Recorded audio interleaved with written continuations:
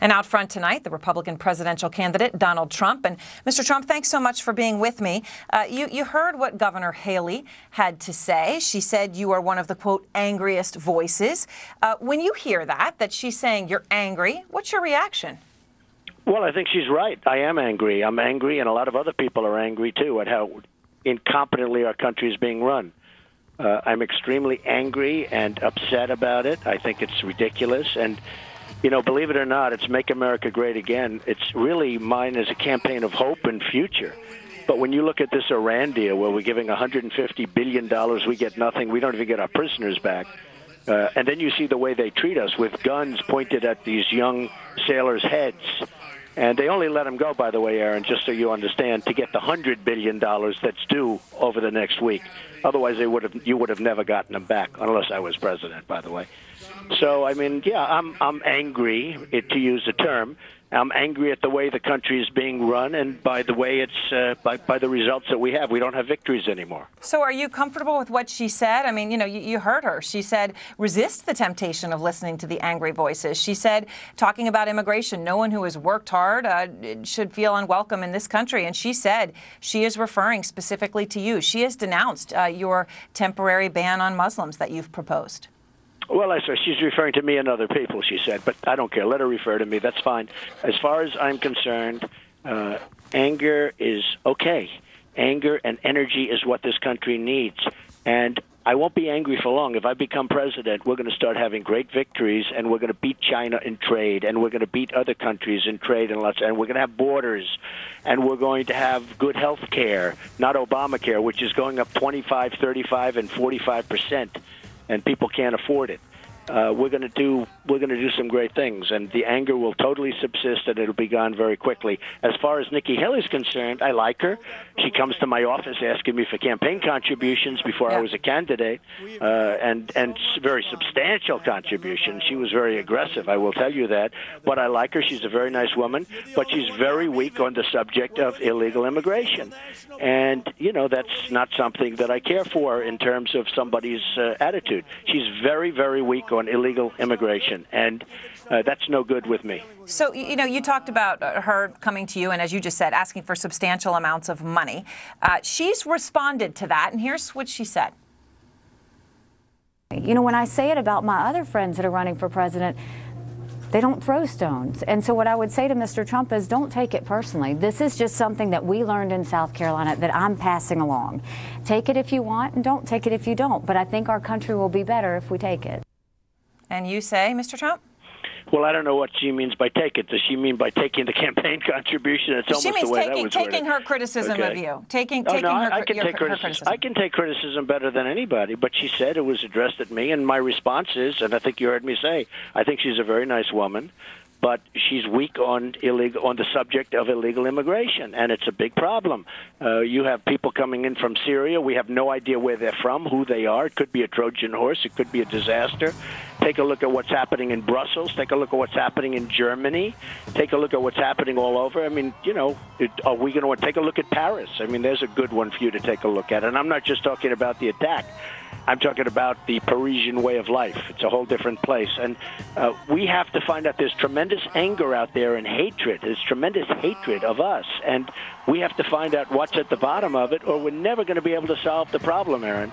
So I have nothing at all against Nikki Haley. I will say that she has been to my office on a number of occasions and, you know, campaign contributions, and I have no problem with that. But, you know, I do think that it's something that can be told. But I don't like her stance on illegal immigration. So are you all right with her speech then? I mean, you know, she's considered a rising star in your party. She was handpicked by the leadership to deliver that primetime response to the president. A Nikki Haley advisor tells Ardana Bash that they took a look at the speech before she delivered it. They read the whole thing. They didn't make any changes. You know, are you okay with that? Well, they have to do what they have to do. Aaron, they have to do what they have to do. I'm leading by a tremendous amount nationally. I'm leading in every state, including actually Iowa, you know, if you look at the recent polls. But I'm leading in every state. I'm leading nationally by very, very large numbers. I'm leading in South Carolina, incredible people in South Carolina, and I'm leading by a tremendous amount. And I have a great relationship with the people in South Carolina, and I think that they would agree with me more than they would agree with Nikki. But, she can, I'm not going to tell her what to say. She's going to have to say whatever she wants. But so Nikki Haley, is she still on a list? When you look at possible vice presidential candidates, would you still consider her to be on that list? Bottom line, would you trust her? Would you consider her?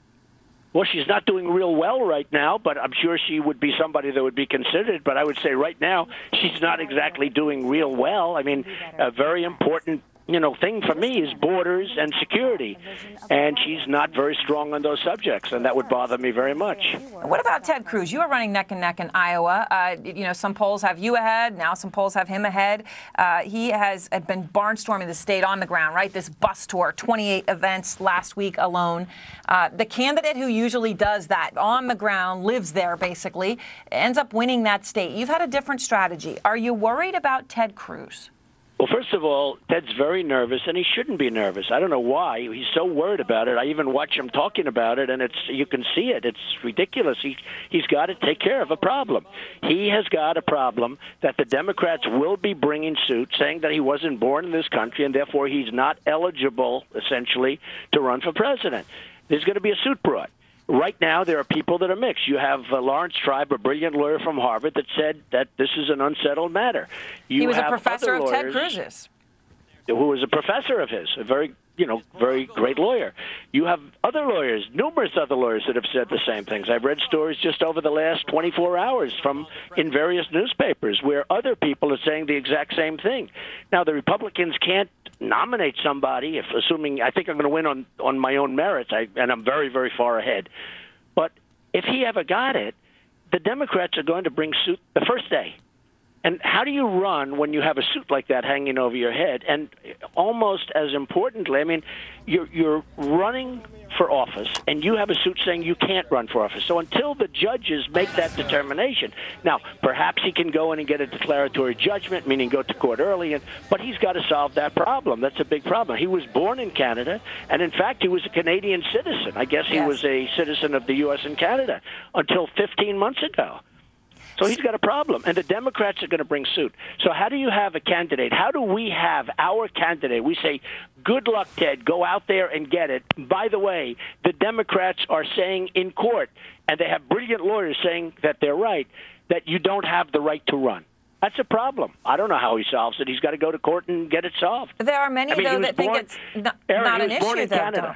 He was born in Canada. He was born in Canada. I mean, 100% true, right? But a lot of people, even Republicans, say this whole conversation's absurd. I mean, I talked to Governor Kasich about it. John McCain didn't say that. Fair, John McCain didn't. But the very highly respected governor, by the way, the very highly respected governor of Iowa didn't say that, and many other people didn't say that. And frankly, a lot of lawyers don't say that, maybe most importantly. A lot of legal scholars don't say that. And I'm not saying anything one way or the other. This was a question that was asked to me in the Washington Post. This is how I didn't start this.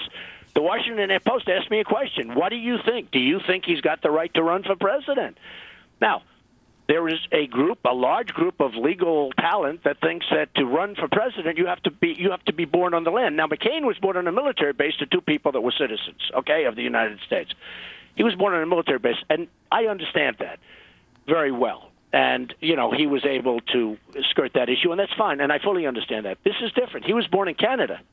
His right, not a territory of the U.S. It is different than the John McCain situation, right? Much different. But let me play for you, Mr. Trump, what Governor Kasich had to say. Before you play it, before you play it, there's a group of people that say you have to be born on the land.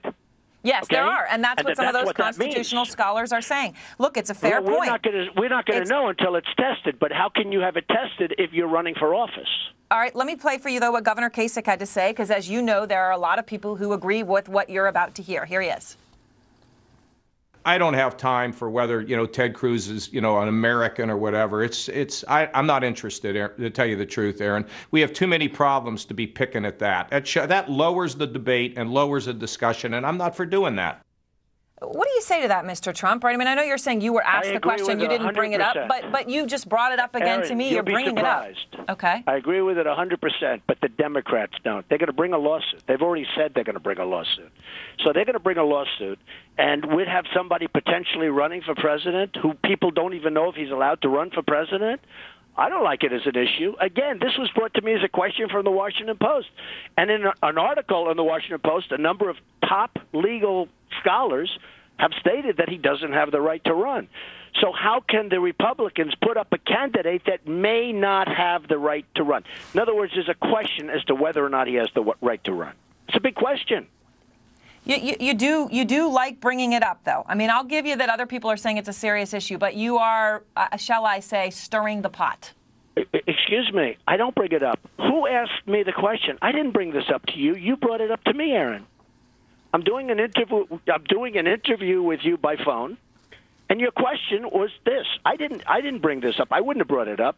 You brought it up to me just now. Well, I brought up, was Ted Cruz nervous about Iowa, and you brought this up. Ted Cruz, he's very nervous. I watch him. He's very nervous. He can't answer the question because there is no answer to the question because nobody knows. It's an unsettled matter. As Lawrence Tribe of Harvard would say, it's an unsettled matter, and as many other people would say. Some people go further than that. They say he doesn't have the right to run. Out front next, Donald Trump on Hillary Clinton and the charges of sexism. Our conversation continues. You'll hear it. Plus, Bernie Sanders now leading Hillary Clinton in Iowa and New Hampshire. And now Donald Trump on his battle with the Clintons. Trump has said Hillary Clinton was an enabler of her husband's sexual improprieties. Well, our Allison Camerata spoke with Hillary Clinton last night and asked her about that. Let me play that first. I have no response. I'm going to let him say whatever he wants to say. He can run his campaign however he wishes. Well, in my interview with Donald Trump, which just finished moments ago, I asked him what he thought about the fact that Hillary Clinton refused to respond to him. Well, this all began when she said that I had a penchant for sexism. And that was a statement. First of all, I have tremendous respect for women. I mean, I will do more for women than Hillary will ever do. So when she said that, I was very offended by it, and I said what I said, and I guess it got picked up a little bit more than they would have anticipated. But, you know, in the last debate with the Democrats, my name was mentioned 9 times. Not one other candidate was mentioned on the Republican side. And mine was mentioned, Aaron, 9 times. So, you know, if she's not going to comment, I think that's a wise thing because it's hard for her to comment on this subject. This is not a good subject for her. And so you think this is going to continue to be an issue and a fair issue for her?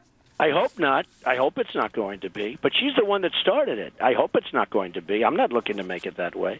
It's a little like Ted. I mean, people bring it up to me. I'm not bringing it up. But, you know, I hope it's not going to be an issue, but it may be. It depends.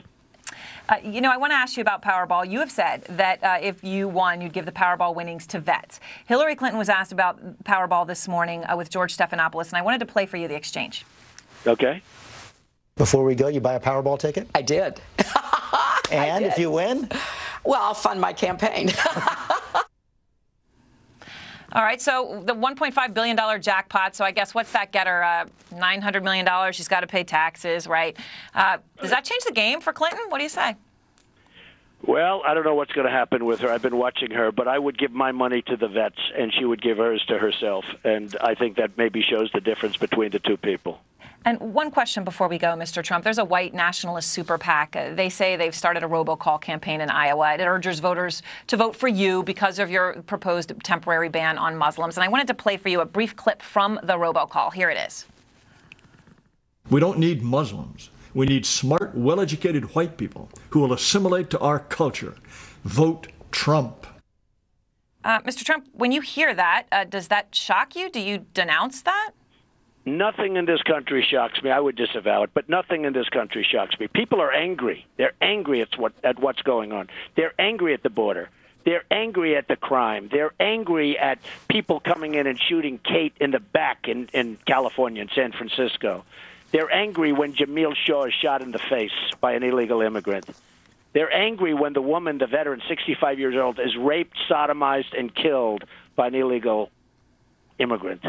And they're very angry about it. And by the way, and thousands of other cases like that. They're very angry about it.